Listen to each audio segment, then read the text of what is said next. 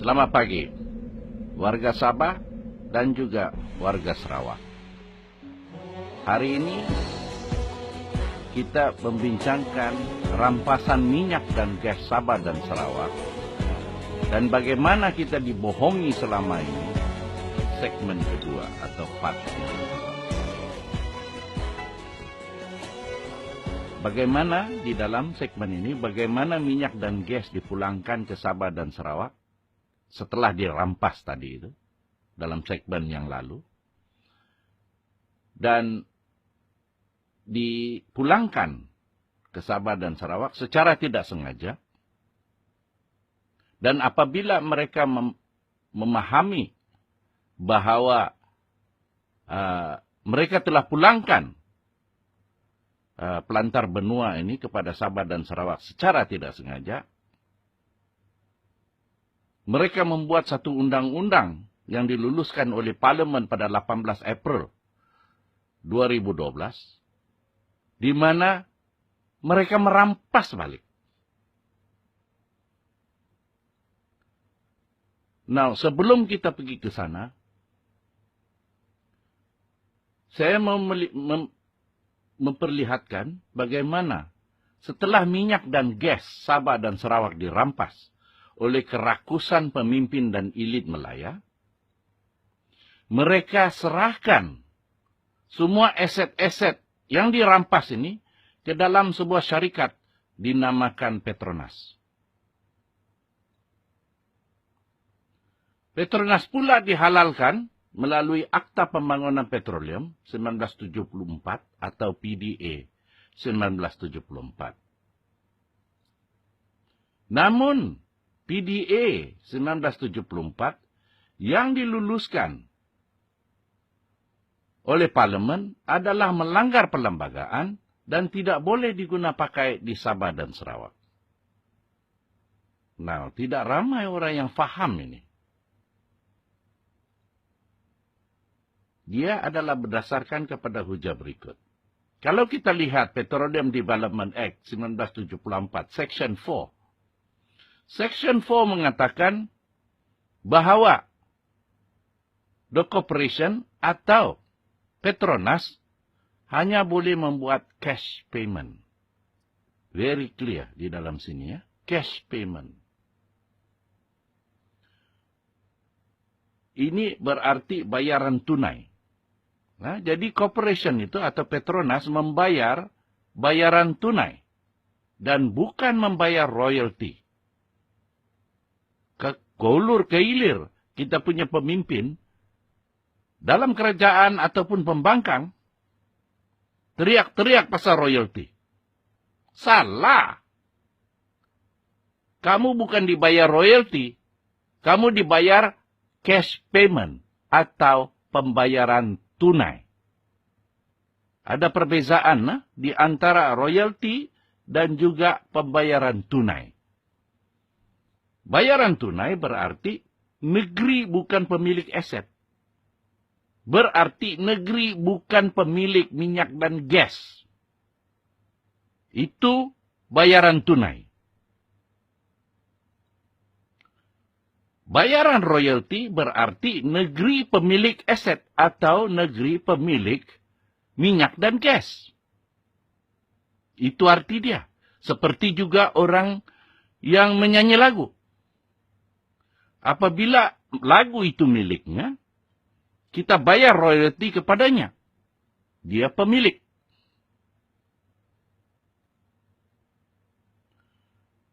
Walaupun sekiranya kita melihat daripada perlembagaan royalty itu rendah. Tetapi sebagai pemilik, penerima royalty juga berhak mendapatkan bayaran dividen. Nah, selama ini, kerajaan persekutuan menerima bayaran dividen daripada Petronas.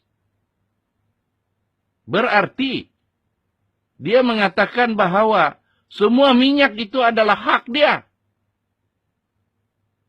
Betul. Disebabkan dia sudah rampas daripada Sabah dan Sarawak dengan menggunakan kuasa darurat. Dengan menggunakan undang-undang yang dibentuk semasa darurat. Betul. Tapi apabila kita melihat perlembagaan,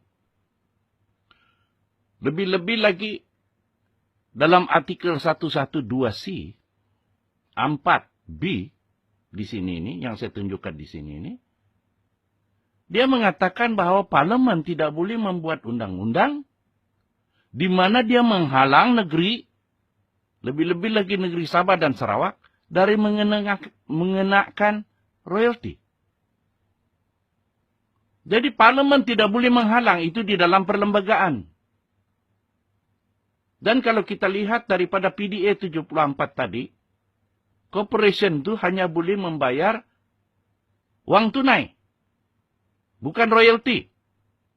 Berarti PDA 74 itu telah digubal, telah diluluskan oleh parlemen dengan mempunyai kuasa menghalang negeri Sabah dan Sarawak dari mengenakan royalti. Nampak itu? Itu yang tidak bertulis. Tapi itulah maksudnya. Artinya, Section 4 PDA 74 adalah bercanggah dengan artikel 112C 4B perlembagaan. Nah, yang jelas di sini, siapa lebih supreme? PDA 74 atau perlembagaan? Artinya, PDA 74 atau Petroleum Development Act 1974 tidak boleh digunakan pakai. Artinya, kerajaan pusat tiada apa aset untuk diberikan kepada Petronas. Apabila undang-undang ini tidak betul, berarti aset itu masih lagi kepunyaan milik negeri Sabah dan Sarawak. Dan apabila ia masih milik negeri Sabah dan Sarawak, berarti kerajaan persekutuan atau kerajaan pusat bukan pemilik. Dan apabila kerajaan itu bukan pemilik, bagaimana dia mau serahkan aset-aset itu kepada Petronas? Artinya, apa jua perjanjian yang ditandatangani oleh pemimpin-pemimpin daripada Sabah dan Sarawak dengan Petronas adalah juga tidak sah. Berarti apa yang si Haris sign itu pun tidak sah. Nah, apabila kita lihat pada 24 hari bulan November 2011, darurat telah dirungkai oleh Perdana Menteri. Berarti dibatalkan. Dan apabila darurat ini pula dibatalkan, apa terjadi?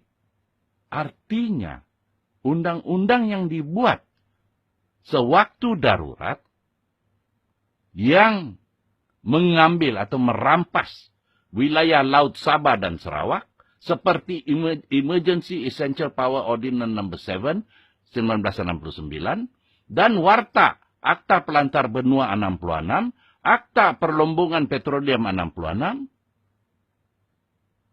Sekarang tidak boleh berkuat kuasa di Sabah dan Sarawak. Artinya, semua wilayah laut dan pelantar benua secara otomatis balik kepada Sabah dan Sarawak. Secara otomatis. Pasal, waktu diorang rampas dulu pun, tiada berunding, tiada persetujuan. Jadi berarti apabila hilang kuasa itu, dia pulang balik kepada Sabah dan Sarawak secara otomatis. Tidak payah rundingan juga kan? Jadi berarti semua wilayah laut Sabah dan Sarawak adalah milik Sabah dan Sarawak, bukan milik kerajaan pusat. Inilah peta ini, semua ini adalah milik Sabah dan Sarawak. Kecuali Brunei ini, ya. Jangan silap. Ini Brunei ini Waktu si Mahathir tahun 1984, dia ambil Brunei punya. Di bawah Economic Exclusive Zone. Jadi, bila Pak La kasih balik, betul lah tuh. Kita sudah rampas orang punya harta, kita kasih balik lah. Bikin apa lagi kita gaduh-gaduh? Bukan kita punya. Yang luas-luas ini, yang kena rampas dari dulu pun tiada orang bising.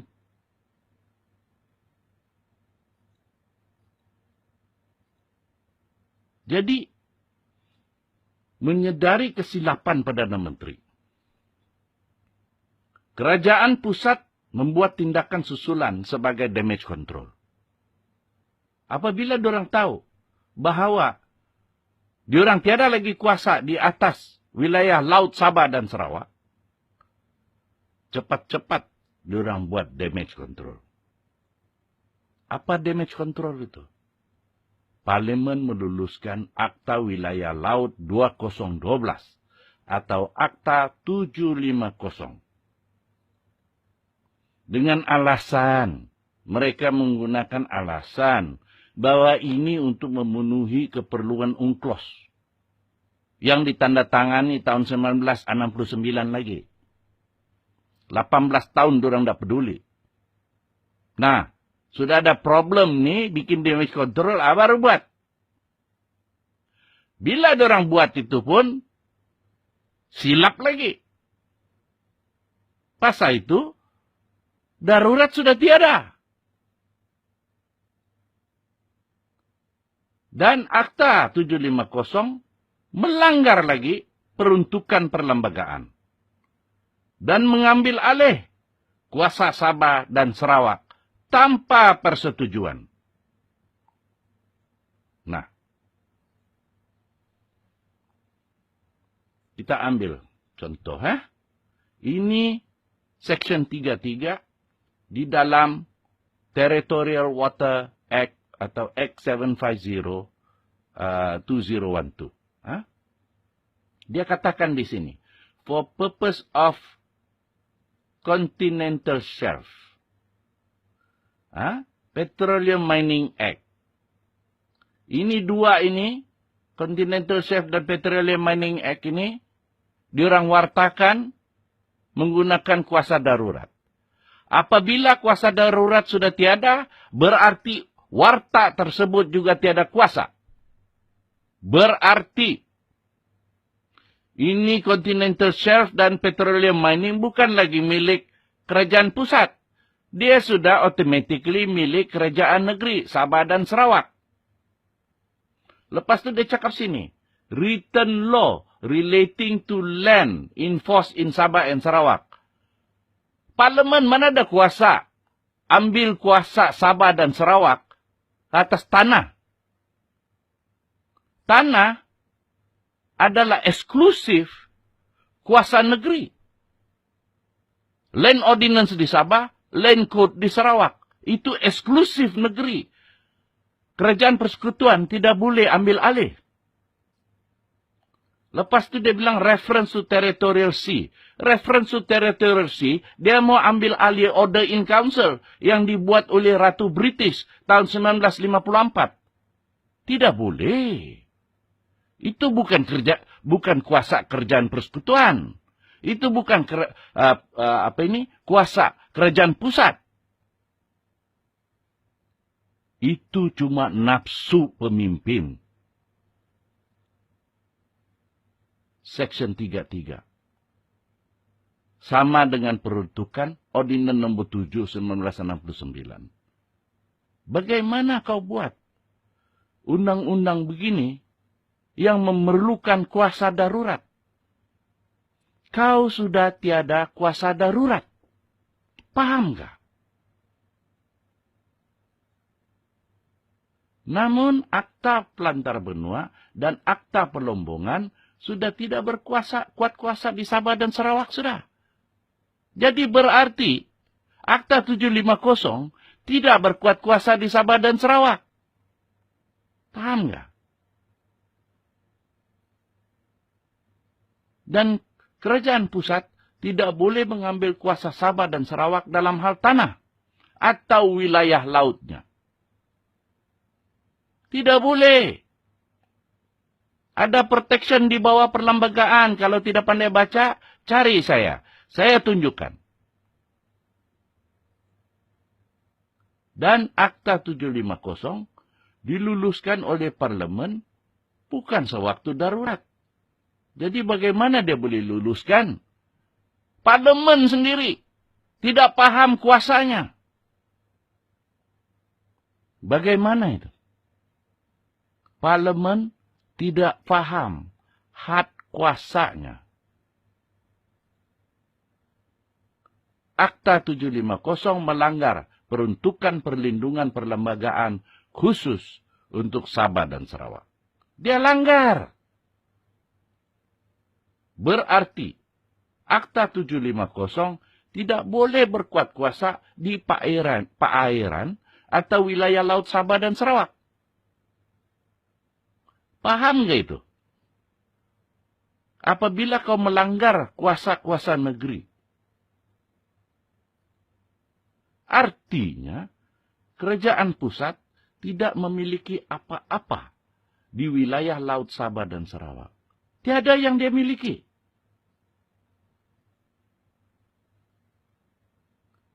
Dan disebabkan dia tidak memiliki apa-apa di wilayah laut Sabah dan Sarawak, berarti tiada apa yang boleh diberikannya kepada Petronas. Ada satu Latin maxim yang mengatakan, nemo dat quod non habet. Apa arti dia? Arti dia, no one give what he doesn't have. Nah, kalau kerajaan pusat tidak memiliki wilayah laut Sabah dan Sarawak, apa yang dia bagi sama Petronas? Undang-undang pun tidak paham nggak? Cemana juga kita punya lawmaker ni? Hah? Satu parlimen tidak tahu kah? Mustahil bukan? Berarti Petronas sekarang beroperasi secara haram di wilayah laut Sabah dan Sarawak. Tahu kah? Secara haram.